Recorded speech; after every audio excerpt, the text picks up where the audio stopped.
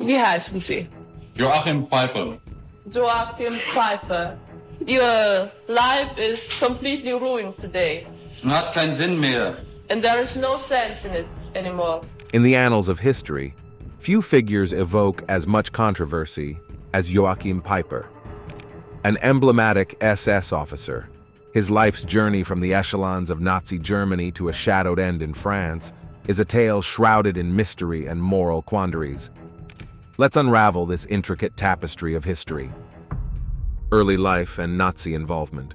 Joachim Peiper's story begins on January 30th, 1915, in the heart of Berlin, a city then pulsating with the complex interplay of political and social currents that would soon engulf all of Europe. Born into a bourgeois family from Silesia, young Joachim was thrust into a world where the aftermath of World War I and the ensuing Treaty of Versailles had left Germany in a state of turmoil and humiliation. The Peiper household, like many others in Germany, was not immune to the prevailing winds of change. His family was traditionally conservative, an environment that likely planted the early seeds of his future ideological leanings.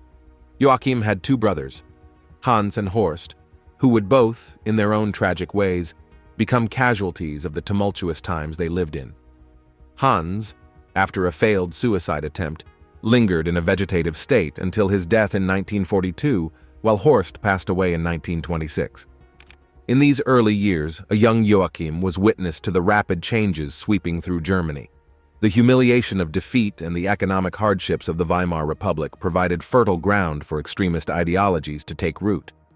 It was against this backdrop that Joachim, along with his brother Horst, joined the Hitler Youth, the paramilitary organization of the Nazi Party. This step was more than a mere youthful dalliance. It was a gateway into a world that would shape the rest of Peiper's life. The Hitler Youth, founded in 1922, was not just a club for young enthusiasts. It was a crucible where the Nazi ideology of racial purity, obedience, and militarism was inculcated in the minds of impressionable youths. Here, Joachim Peiper's nascent beliefs found both validation and direction. The organization prided itself on shaping the future leaders of the Reich, and for Peiper, it became a place where his nascent ambition and ideological leanings would be honed and amplified. In October 1933, Peiper, then just 18 years old, took a significant step by joining the SS, Schutzstaffel, the elite paramilitary organization under Adolf Hitler's personal command. The SS was a symbol of prestige and power, and its members were often drawn from the upper echelons of society. For Peiper, joining the SS was not just a career move, it was an overt expression of his political commitment to the Nazi cause. It marked the point where his life's path would become irrevocably intertwined with the fate of Nazi Germany. Peiper's allegiance to the Nazi ideology was further cemented when, on January 23, 1934, he officially became a member of the SS, receiving membership number 132, a number that would mark him as part of Hitler's elite guard. The following year, he decided to pursue a career as a senior officer within the SS, a decision that was likely influenced by personal encouragement from Heinrich Himmler, the Reichsführer SS. His training was rigorous and ideologically charged. In 1935, Peiper participated in the first course at the SS Junkerschule in Braunschweig, a school dedicated to training the future leaders of the SS combat units and the Totenkopf, Death's Head units, which were later infamously associated with the administration of Nazi concentration camps. Here, Peiper was immersed in military training, but perhaps more importantly, he was steeped in the ideological dogma of National Socialism. Throughout these formative years, Peiper's zeal and commitment to the SS and its ideals did not go unnoticed. His rapid ascent through the ranks was marked by personal interventions from notable figures like Heinrich Himmler and Sepp Dietrich, a testament to his growing importance within the SS hierarchy.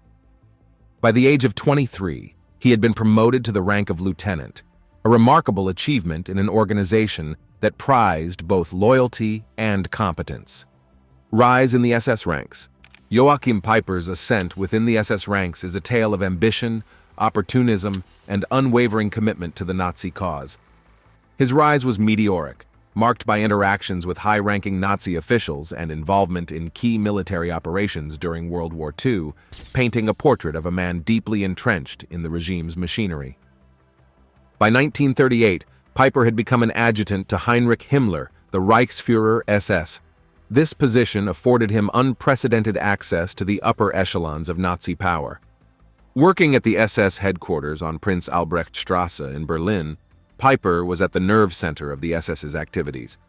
He accompanied Himmler on numerous trips, including visits to Italy, bringing him into direct contact with the higher-ups of the Nazi regime.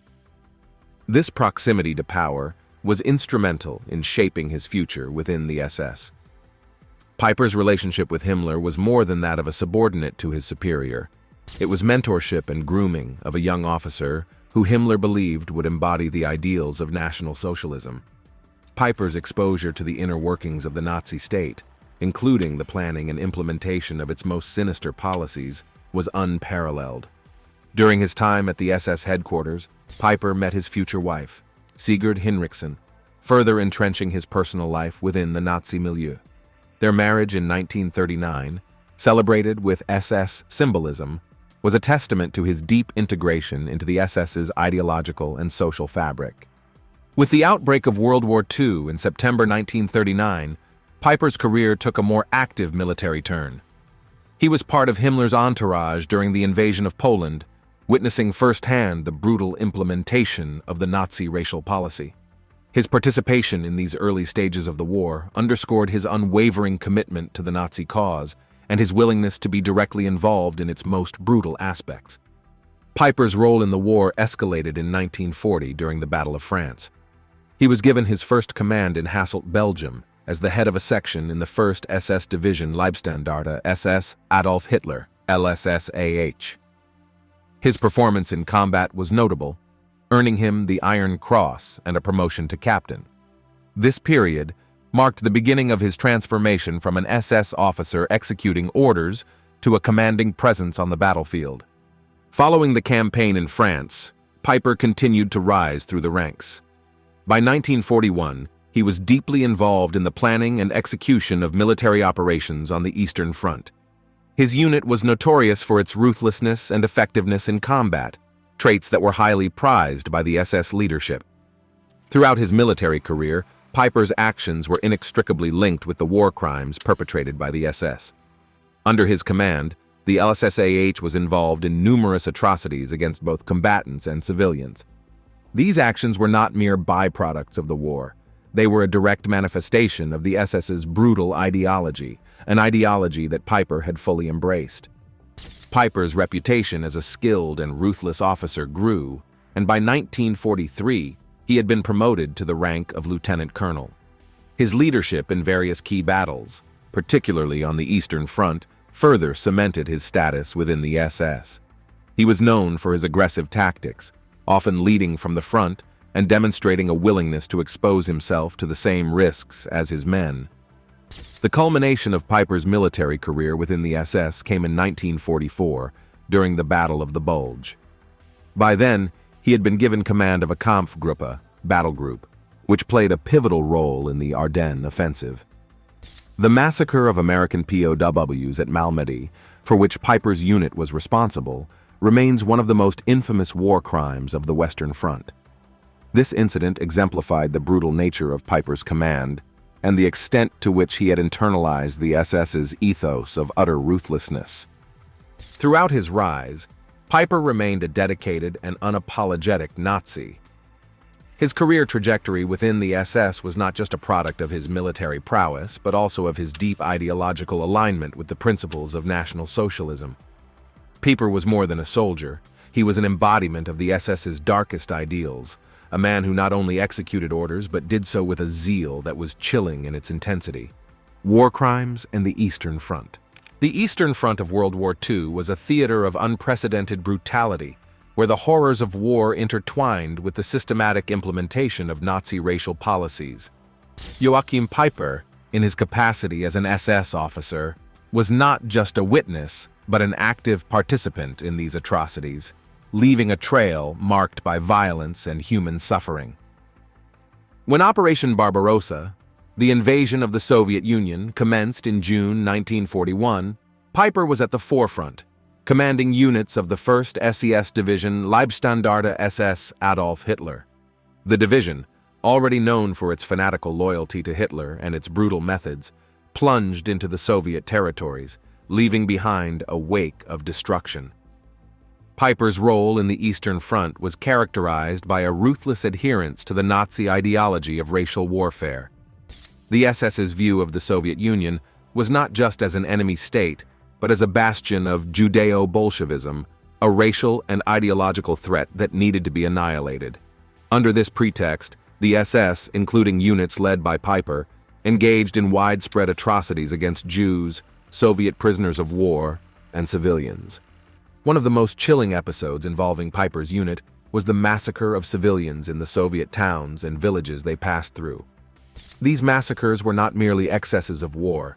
They were part of a systematic policy of terror and extermination.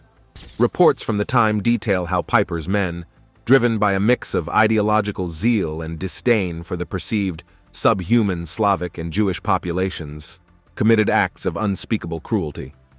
Peiper's participation in these crimes was not limited to direct action. He was also a part of the broader SS strategy of racial warfare. His unit frequently cooperated with the Einsatzgruppen, the mobile killing units tasked with the systematic murder of Jews, Roma, and other groups deemed undesirable by the Nazi regime. This collaboration further implicates Peiper in the genocidal policies of the Third Reich. Beyond the atrocities, Peiper also played a key role in military operations on the Eastern Front. He was known for his aggressive tactics, often leading his men in rapid, armored assaults against Soviet positions. His proficiency in this form of warfare earned him accolades within the SS, but it also meant that he was frequently in positions where war crimes were committed. The brutality of the Eastern Front was not limited to actions against civilians.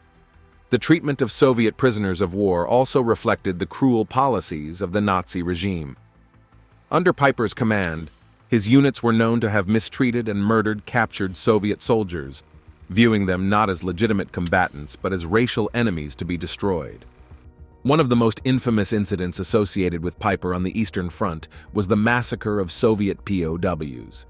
According to eyewitness accounts, Peiper's men executed prisoners en masse, an act of brutality that was all too common in the SS's operations in the Soviet Union.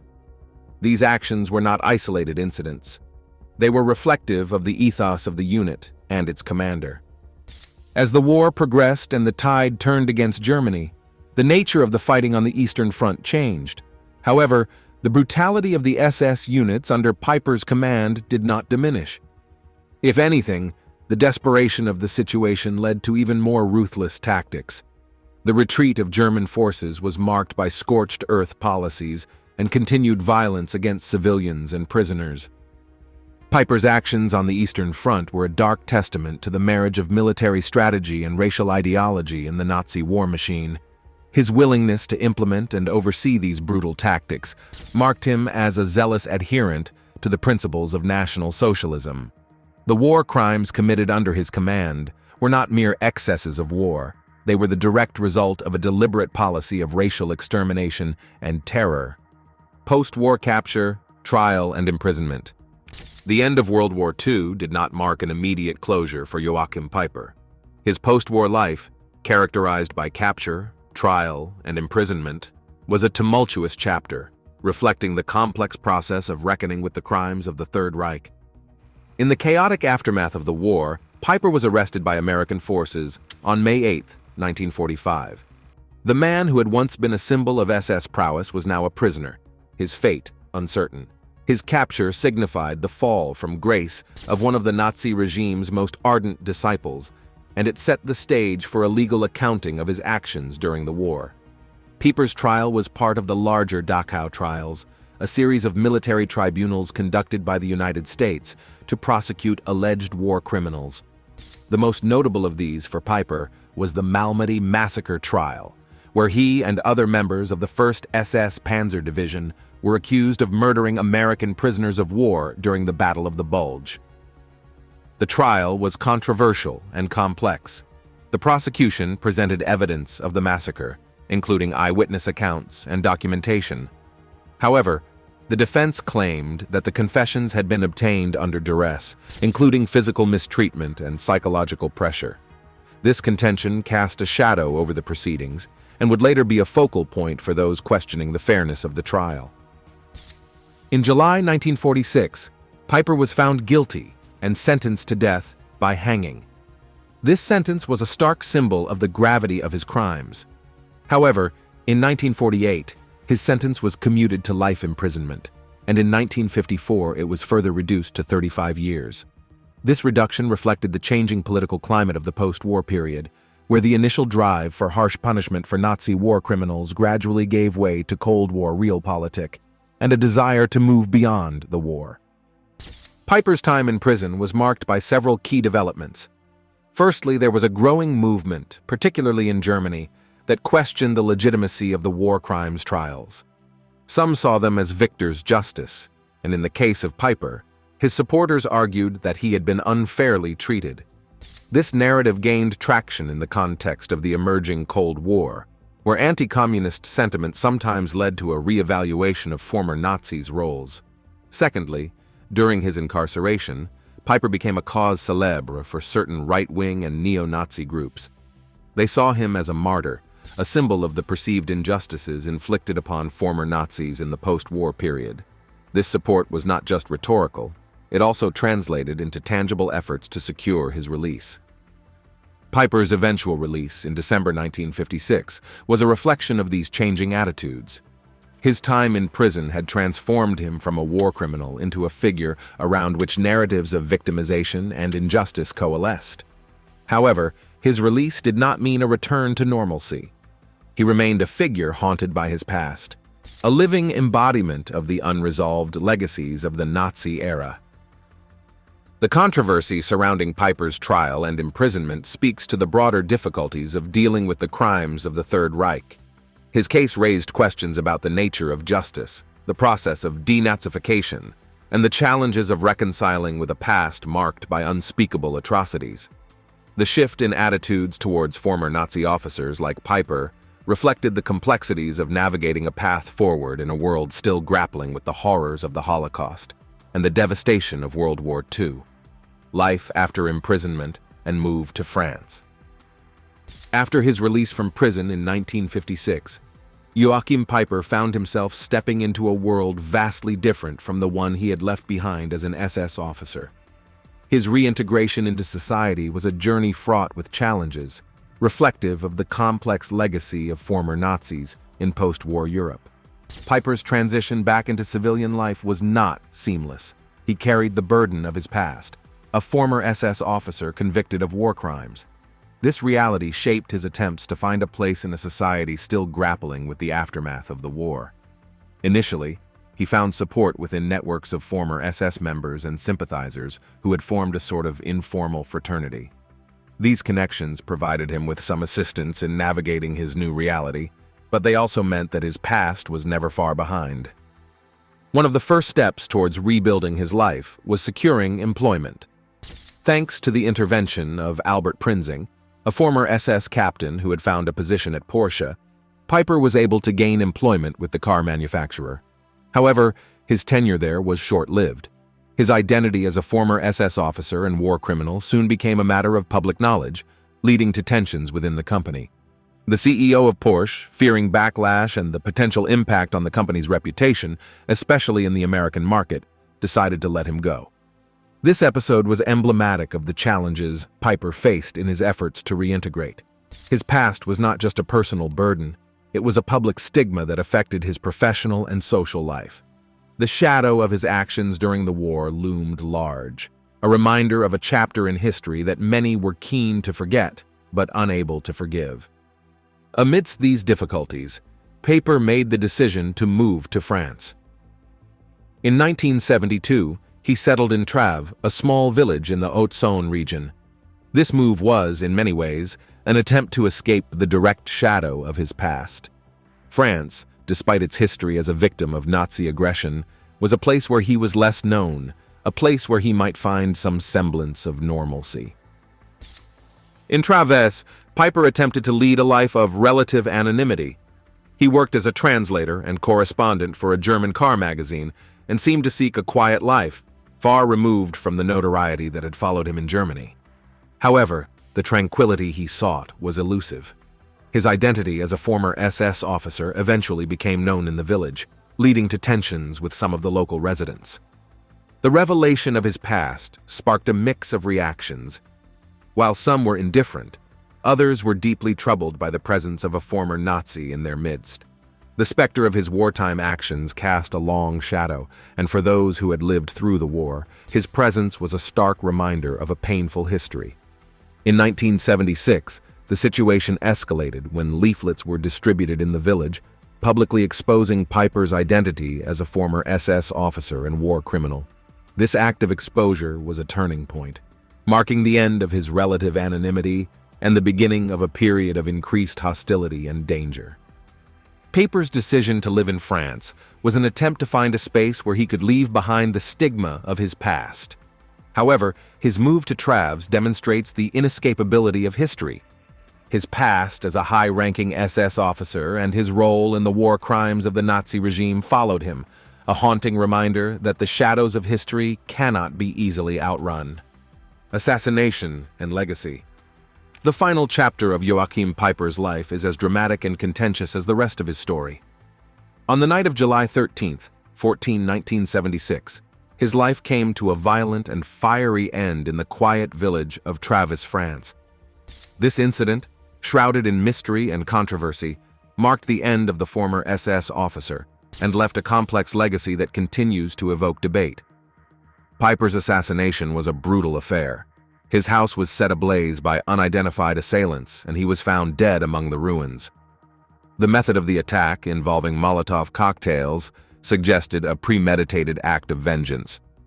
Peiper's dog was also found poisoned, an act that underscored the malicious intent of the attackers.